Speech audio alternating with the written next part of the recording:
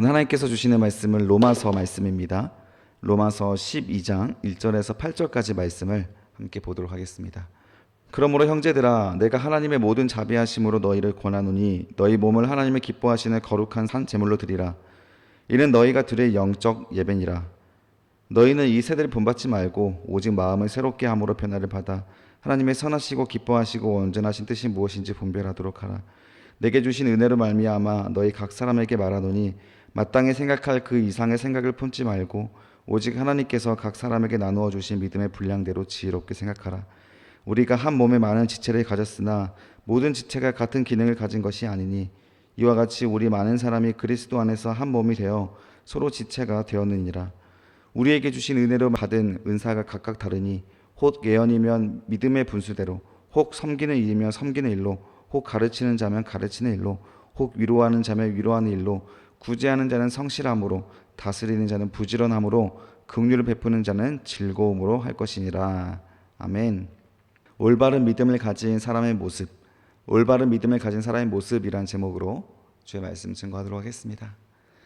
여러분, 우리 로마서 1장에서 11장까지 보면서 여기까지는 계속 믿음의 이론편이었습니다.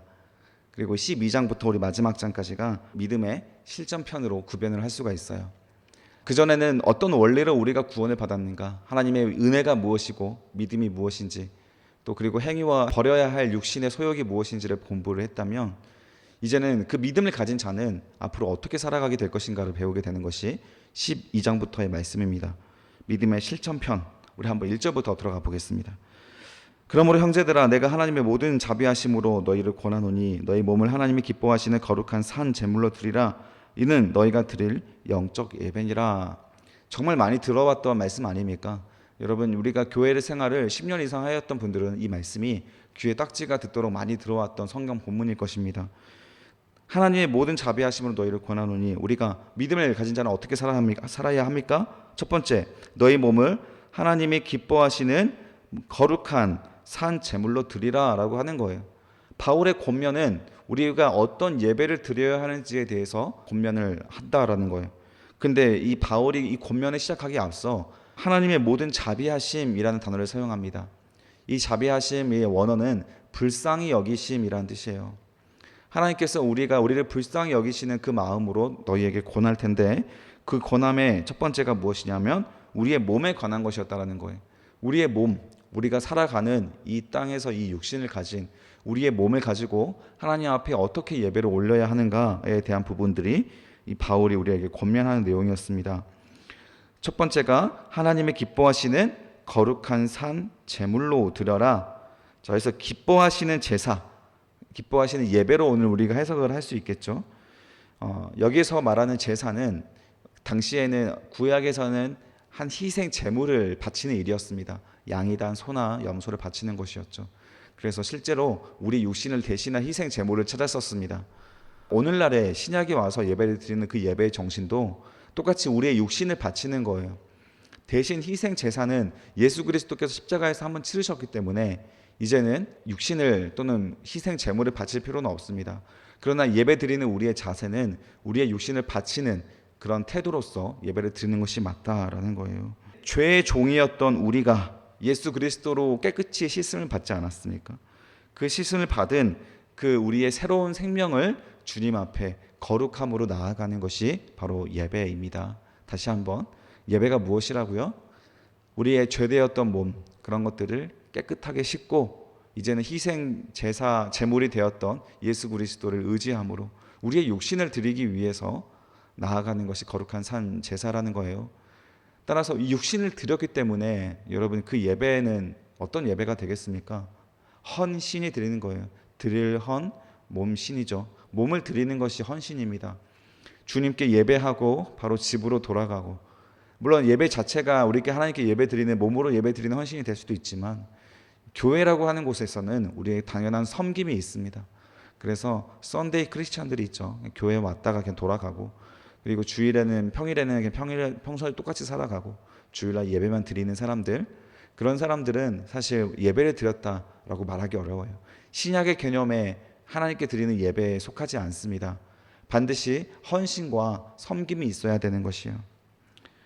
여기서 또 영적 예배다라고 하는 것은 우리가 하나님께 드려지는 이 모든 일들이 영적으로 이루어지는 일이기 때문에 우리의 몸과 마음의 그런 정결함에 따라 하나님께서 받으시는 예배가 되고 받지 않으시는 예배가 될 수 있다는 거예요. 우리의 몸은 깨끗하게 샤워를 하고 깨끗한 옷을 입고 단정하게 교회에 오면 되는 것이지만, 그러니까 우리의 마음은 어때요? 준비를 해야 됩니다. 전날에 우리가 밤 늦게까지 놀고 술 마시고 다음날 교회에 와서 영적인 예배가 이루어질 수 있습니까? 절대 불가능한 거예요. 예배 자체라는 것은 다른 모든 종교와 우리 기독교의 예배는 차원이 다릅니다. 우리는 마음의 예배이기 때문에 진실로 하나님을 사랑하는 마음으로 드려지는 그 예배가 있는 거예요. 따라서 월화수목금토를 죄만 짓다가 부끄러움 회개하는 마음으로 교회 나오는 것, 예배 드리러 나오는 것, 이게 매주 반복되는 순간 이 예배의 본질이 어긋나게 되는 겁니다. 우리의 마음은 이미 예배를 준비하고 있어야 하는 거예요. 영적 예배이기 때문에 그런 것입니다. 그래서 어느 주에는 하나님 앞에 부끄러워서 회개할 수 있지만 매주 하나님 앞에 부끄러운 모습만 가지고 나올 수 있습니까? 우리가 로마서 지금 1장부터 11장까지 이론편을 살펴봤을 때 그럴 수 없다라고 바울이 계속 말하잖아요. 우리가 은혜를 받으려고 계속 죄 가운데 거할 수 있는가? 결코 그럴 수 없다. 그래서 우리 몸을 자꾸 더 거룩하고 죄를 짓지 않아 정결한 마음, 몸과 마음으로 하나님 앞에 나오려고 노력하는 것이 바로 영적 예배.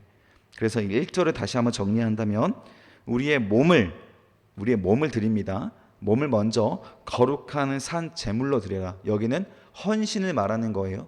예배만 드리고 돌아가는 것 말하는 게 아니고 우리의 몸을 하나님 앞에 온전히 헌신하는 겁니다. 그래서 봉사나 교사나 여러 가지 우리가 섬길 수 있는 것, 나눌 수 있는 것들을 열심히 나누는 것이 거룩한 산 예배가 되는 것이고, 거기에 영적 예배라고 했어요. 우리의 마음을 준비하여 드리는 것이 바로 예배입니다. 그래서 그냥 앉아 있는 것은 예배가 아니에요. 2절에 보면 너희는 그렇게 준비된 몸과 마음으로 하나님 앞에 영적인 예배를 올려드렸다면 그 예배를 드린 우리는 어떤 믿음의 실천을 하며 살아야 하는가? 믿음의 실천편에서 가장 먼저 예배를 등장시켰다면 그 예배를 드리는 자는 이제는 그 이후에 삶으로 나아가서 어떤 삶을 살아야 하는가를 2절에 기록을 하고 있습니다. 세 가지를 말해주고 있어요. 너희는 이 세대를 본받지 말고 오직 마음을 새롭게 함으로 변화를 받아서 하나님의 선하시고 기뻐하시고 온전하신 뜻이 무엇인지 분별하도록 하라. 첫 번째, 이 세대를 본받지 말라고 합니다. 너무 여러분 이것을 제가 굳이 해석해 줄 필요가 있겠습니까? 이 세대의 가치관, 세계관을 따르지 말라는 거예요. 그래서 여러분들이 우리가 인간적으로 가지고 있는 야망이나 이 세상에 살아가야 할 모든 필요 조건들을 하나님 앞에 똑같이 구하며 그런 삶을 본받아 가면서 살면 안 된다라는 것입니다. 그래서 교회에서 삶과 세상에서의 삶이 달라서는 안 돼요. 교회에서는 하나님께 헌신하고 예배하며 찬양했지만 세상에 나아가서 또 세상의 모습대로 살아가면 믿음의 삶을 살아가는 사람의 모습이 아닙니다. 그래서 지금 바울이 11장까지 계속 믿음을 강조했고 믿음으로 구원받는 것을 강조했지만 믿음의 실천편에서는 바로 무엇이 나옵니까? 행위가 나오잖아요. 믿음의 삶을 받은, 믿음을 살아가는 사람의 어떤 행동을 살아가는가. 그래서 이 세상, 하나님이 통치하시는 이 세상이 아니라 사탄이 통치하는 세상의 본을 따라가는 사람들, 그런 사람들은 첫 번째로 믿음을 가진 사람들이 아니라는 거예요. 그래서 올바른 믿음을 가진 사람, 첫 번째, 이 세대를 본받지 말아야 합니다. 두 번째, 마음을 새롭게 함으로 변화를 받으라는 거예요. 마음을 새롭게 하는 거예요. 과거에 우리의 죄가 많이 쌓여 있었고 그것을 하나님 앞에 회개했지 않습니까? 그러나 여전히 우리는 과거를 살아갈 수 있어요. 자꾸 한탄하고 후회하고 원망하고 살아갈 수 있다는 거예요. 그러나 믿음의 사람은 과거를 떨쳐버립니다. 과거는 예수 그리스도의 이름으로 다 해석이 됐어요. 과거는 더 이상 나를 주장할 수 없습니다. 과거에 내가 잘했든 못했든 우리는 어디를 바라보고 살아가는 것입니까? 하나님 나라, 미래에 오실 하나님 나라를 바라보고 오늘을 살아가는 거예요. 그래서 오늘은 과거에 실패한 오늘이 아니라 미래에 성공한 오늘입니다. 오늘은 우리는 성공을 가지고 살아가는 거예요. 믿음을 가지고 살아가는 삶의 모습입니다. 새로운 삶과 새로운 몸을 가지고 살아가는 거예요. 자꾸 과거에 묶여 있으면 안 되는 거예요. 그 새롭게 하심으로 어떻게 합니까? 변화를 받는 거예요. 변화를 우리가 합니까? 변화된 삶을 살아가야 하는 거예요. 그렇지 않죠. 변화를 받는 거예요. 수동태지 않습니까? 변화를 시키는 주체가 있습니까? 있습니다. 그게 누구라고요? 하나님이시라고. 우리는 하나님께서 주신 그 사랑만큼만 사랑하는 거예요. 하나님께서 주신 성령의 감동만큼만 신앙 고백을 할 수 있는 거예요. 따라서 하나님이 주신 것만 가지고 하시라는 겁니다. 하나님이 부어주시는 것을 가지고 그 변화를 가지고 새롭게 함으로 세상을 살아가면 되는 거예요. 그리고 나서 3절에 그 모든 1번과 2번을 가지고 우리가 해야 될 것들이 하나가 있습니다. 하나님의 기뻐하시고 온전하신 뜻이 무엇인지 강조 표시해 주세요. 분별하도록 하라. 믿음을 가진 자는 분별할 수 있는 실력자들이 된다는 겁니다. 성령이 우리 안에서 우리를 새롭게 함으로 우리에게는 영적인 결이 생겼어요. 그래서 이제부터는 똑같이 교회 다니는 사람들의 말이라 할지라도 여러분 이미 경험해 보셨을 겁니다. 그 똑같은 복음을 전하는 목사님이지만 어느 목사님은 동의가 되지만 어느 목사님 것은 동의가 되지 않아요. 이게 바로 믿음의 영적인 결이라고 부릅니다. 다 성도님들이지만 교회를 30년 40년 다닌 성도님이지만 동의가 되고 자꾸 만나고 싶고 더 말을 듣고 싶고 함께하고 싶은 그런 성도님이 있는가 반면에 정말 동의가 안 되고 자꾸 피하고 싶은 성도님이 계시죠. 영적인 결이라는 것이 있는 것입니다. 그래서 하나님이 우리는 기뻐하시는 선하신 뜻을 분별할 수 있는 자가 되어야 하는 거예요. 정말 우리 마음속에 하나님의 기뻐하신 선과 기뻐하신 뜻이 있다면 우리는 그 같은 뜻을 가진 자가 동의가 되고 아멘이 되는 것이 그런 말씀에 눈물이 나는 것이고 성경도 그렇게 자꾸 해석이 되는 겁니다. 그러나 이 세대를 본받고 마음을 새롭게 함을 받지 않은 사람들은 똑같이 목사가 되었고 또 전도사가 되었고 성도가 되었음에도 불구하고 전혀 다른 말을 하고 있다는 거예요. 이 사실을 부인할 필요가 없는 겁니다. 1번과 2번이 되지 않았기 때문에 3번이 되지 않는 건 당연한 거예요. 그래서 바울도 우리가 이 율법에 대해서 초등교사라고 부르지 않습니까? 초등교사 다음에 고등교사가 필요한 것이죠. 가장 먼저 하나님 사랑과 이웃 사랑이 구약적인 개념에서 우리가 하나님에 대해 나아가지 못한다면 우리는 신약에서 드려지는 하나님이 주신 은혜를 온전히 깨닫지 못합니다. 따라서 하나님께서 온전하게 기뻐하신 뜻이 무엇인지를 분별하여 오늘을 살아가는 것, 분별하여 살아가는 것, 이게 믿음을 가진 사람의 가장 중요한 것이라는 거예요. 정리합니다. 첫 번째, 이 세대를 본받지 마십시오. 똑같은 것을 바라지 마십시오. 두 번째, 마음을 새롭게 하여 과거를 끊어내십시오. 하나님 나라인 미래를 바라보며 오늘의 성공적인 오늘을 살아가는 것입니다. 세 번째, 1번과 2번을 가지고 바로 선하신 뜻과 기뻐하신 뜻을 분별하며 살아가십시오. 그게 바로 믿음을 가진 자의 올바른 삶의 태도입니다. 자, 그런 올바른 태도를 가진 사람은 어떤 또 믿음의 수준을 가지고 살아가는가? 그 수준에 대해서 3절부터 나오기 시작을 합니다. 3절에 보면 내게 주신 은혜로 말미암아 너희 각 사람에게 말하노니 마땅히 생각할 그 이상을 품지 말고 하나님께서 각 사람에게 나누어 주신 믿음의 분량대로 지혜롭게 하라. 자, 믿음을 가진 자는 어떤 생각을 품고 살아가야 합니까? 마땅히 해야 할 생각이라는 거예요. 마땅히 품어야 할 생각. 근데 그 이상을 생각하지 말고라고 들어가 있어요. 이 표현에 대해서 어떤 칼빈이라고 하는 종교개혁자가 이렇게 해석을 했습니다. 자신의 지혜의 분을 넘어서는 것을 생각하지 마라. 이것은 스스로 하나님께서 성령에게 우리를 어떻게 새롭게 하심으로 변화를 주시는지에 대한 영역의 문제입니다. 그래서 어린아이도 구원받아 천국에 갈 수 있는 것이에요. 어르신들도 구원받아 천국에 갈 수 있는 거예요. 그러나 그들의 지혜의 분량은 다릅니다. 삶의 연륜도 다르기 때문에 그런 것이고 각 사람마다 주신 하나님의 지혜의 능력이 다르기 때문에 각 사람마다 지혜의 분량이 달라요. 이 말은 곧 우리가 생각에 도달할 수 없는 어떤 너무 고차원적인 생각에 사로잡혀서 기초적으로 우리가 해야 될 최소한의 것들도 하지 못하는 삶을 살아가지 말라는 거예요. 하나님은 장애인도 구원받을 수 있는 구원의 길을 주셨고 박사들이 구원받을 수 있는 구원의 길도 주셨습니다. 그 둘이 이해하는 영적인 깊이는 완전히 다르지만 그들의 마음은 같다라는 거예요. 왜요? 성령께서 그 마음에 오셨기 때문에 하나님을 사랑하고 기뻐하신 뜻이 무엇인지를 알기 때문에 하나님 앞에 기뻐하고 찬양하게 되는 거예요. 그런데 그런 수준도 되지 않으면서 자꾸 우리가 너무 지나치게 무리하며 뱁새가 황새를 쫓아가듯 그렇게 따라가는 그런 신앙생활도 반드시 있습니다.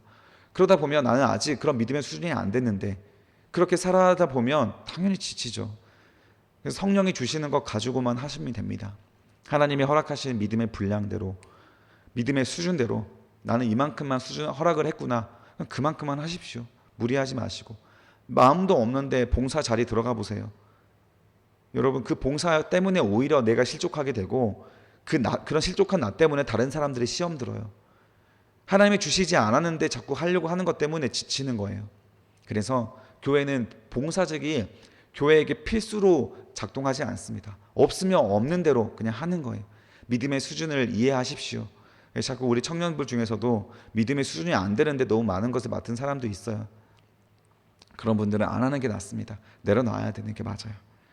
그래서 하나님께서 주신 것을 갖고 그 이상을 품으려고 하지 말고, 그 이상을 하고 싶으면 어떻게 해야 됩니까? 구해야죠. 기도해야죠. 믿음을 가지고 기도하시면 하나님께서 체력도 주시고 지혜도 주시는 거예요.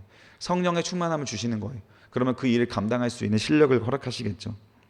그래서 그 다음 말이 나오는 겁니다. 마땅히 생각할 그 이상을 생각하지 말고 오직 하나님께서 각 사람에게 나누어 주신 믿음의 분량대로 공감해 주세요. 그 다음에 나온 게 뭐예요? 지혜롭게. 지혜와 지식의 차이가 뭐였죠? 지식은 우리가 알고 있는 것이지만 지혜는 그 지식을 수행할 수 있는 능력을 말했지 않습니까? 그래서 하나님 뜻대로 살아갈 수 있도록 하는 실력, 그게 바로 지혜입니다. 지혜. 하나님의 뜻대로 순종하려면 반드시 지혜가 필요해요. 여러분 믿음의 분량대로 지혜롭게 봉사하시고 헌신하시고 믿음의 생활을 하시면 되는 겁니다. 지혜롭게의 원어는 건전하고 겸손하게 라는 뜻이에요. 자꾸 우리는 우리 스스로의 수준을 높이 봅니다. 그래서 자꾸 그런 그 자체가 성경에서는 교만으로 여겨지거든요. 하나님이 주신 것이 무엇인지 겸손하게 생각해서 차분하십시오. 차분하게 자꾸 내 마음속에 주신 하나님의 마음을 살펴보시고 정말 하나님의 뜻인지 아닌지도 분별하시면 되는 겁니다. 자, 그것을 가지고 4절부터 7절까지 쭉 연결할 수 있는 내용이에요. 우리가 한 몸에 많은 지체를 가졌으나 모든 지체가 같은 기능을 가진 것은 아니다. 어느 사람과 어느 사람은 각각의 모든 주님께서 주신 몸에 붙어있는 지체들이지만 우리 각자의 기능과 재능은 다 다릅니다. 5절 이와 같이 우리 많은 사람이 그리스도 안에서 한 몸이 되어 서로 지체가 되었다. 우리에게 주신 은혜대로 받은 은사가 각각 다르니 혹 예언이면 믿음의 분수대로, 섬기는 일이면 섬기는 일로, 가르치는 자면 가르치는 일로, 위로하는 자는 위로하는 일로, 구제하는 자는 성실함으로, 다스리는 자는 부지런함으로, 긍휼을 베푸는 자는 즐거움으로 할 것이라. 이게 바로 하나님께서 주신 은사의 종류입니다. 여러분들에게는 어떤 종류를 주셨습니까? 여기에 보니까 섬기는 것도 은사예요. 가르치는 것도 은사입니다. 위로하는 것도 은사고, 성실한 구제하는 것도 은사고, 다스리는 것도 통치하는 거죠. 교회를 운영하는 것도 은사입니다. 각각의 은사에 따라 하나님께서 허락하신 것을 하면 되는 거예요. 그래서 교사 선생님들을 보면, 유치부나 아동부 교사 선생님들을 보면 사랑이 참 많아요. 참 이렇게 오지랖도 넓고 사랑이 많습니다. 그냥 그게 섬기는, 구제하는 은사가 있는 분들이죠. 그래서 그런 분들 중에 참 진국이 많기 때문에 신랑감, 신부감을 찾는 분들은 유치부, 아동부에서 찾으시면 됩니다. 거기에서 10년 막 그렇게 봉사하시는 그런 교사 선생님들은 뭐 정말 진국입니다. 다 대부분 검증되어 있는 것이죠. 그렇게 하나님께서 주신 각각의 은사에 따라 오늘 하루를 살아가면 되는 겁니다. 얼마나 기쁘고 얼마나 행복합니까? 내게 허락된 것만 하면 됩니다. 믿음 안에서요. 믿음 안에서. 내가 계산하지 말라는 거, 계산과 좀 다릅니다. 나는 내 신앙의 생활 수준은 이 정도니까 이 정도만 해야겠다. 이런 계산을 하려고 하는 게 아니고 믿음의 분량이라는 표현을 사용하는 거예요. 그래서 각각의 주신 믿음이 달라요. 그 믿음을 하나님께 구해야 되는 겁니다. 예수 그리스도께서 부자여서 우리를 위해서 십자가에 못 박혀 돌아가 주셨습니까? 12제자가 다 부자여서 그렇게 섬기는 일을 했습니까? 아니잖아요. 다 하나님이 주시는 믿음의 분량들이 이 바다와 같이 넓어지는 거예요. 폭포수 같이 많아지는 겁니다. 얼마나 행복할까요? 그런 것을 소망하십시오. 나도 엘리야처럼, 또 다니엘처럼, 구약에 나와 있던 선지자들처럼, 신약에 나와 있던 제자들처럼 하나님, 나의 인생을 다 들어 주님께 올려드리고 싶어요. 나에게도 그런 믿음을 허락하여 주세요. 나도 그들이 누렸던 이 땅에서의 그런 하나님 나라를 단호하게 살아갈 수 있게 도와주세요. 그런 날마다 소원을 가지고 기도하면 하나님이 왜 그런 기도 안 들어주시겠어요? 각각의 믿음의 분량들을 가지고 오늘 하루를 여러분 성실하게 살아가십시오. 그러면 되는 겁니다. 그러나 더 큰 복을 받고 싶다면 더 큰 은혜를, 믿음을 구하십시오. 그러면 더 큰 기쁨과 은혜 안에 살아가는 거예요. 여러분, 과거에 매여 있지 마십시오. 온전하고 하나님께서 기뻐하신 뜻을 따라서 오늘 하루 잘 분별하셔서 새롭게 됨을 입어 당당하게 살아가시는 오늘 하루 7월 마지막 날 되시기를 주님의 이름으로 축복합니다. 기도하겠습니다. 살아계신 아버지 하나님, 감사합니다. 우리에게 주신 하나님의 한량없는 은혜로 인하여 우리가 믿음을 가졌고 그 믿음으로 구원의 길을 걸어가고 있습니다. 오늘 하루 주님께서 우리에게 주시는 말씀은 그런 믿음을 가진 자들이 어떤 삶을 살아가야 하는지를 가르쳐 주셨습니다. 하나님, 주님께서 주신 마음을 가지고 새롭게 함을 받아 하나님이 주신 귀한 뜻과 선하신 뜻과 온전하신 뜻을 분별하여 이 세대를 싸워 이기고 분별하며 살아갈 수 있는 오늘 하루가 될 수 있도록 허락하여 주시옵소서. 그리하여 우리의 모든 삶의 내용을 가지고 주님 앞에 준비된 예배로 나아갈 수 있는 영적 예배를 드리는 영적 예배자가 되게 하여 주시옵소서. 하나님께서 기뻐하시는 거룩한 산 제물로 우리의 몸을 오늘도 드립니다. 하나님 기뻐 받아주시고 우리를 사용하여 주시고 큰 믿음을 허락하여 주시옵소서. 감사드리며 예수 그리스도의 이름으로 기도드립니다. 아멘.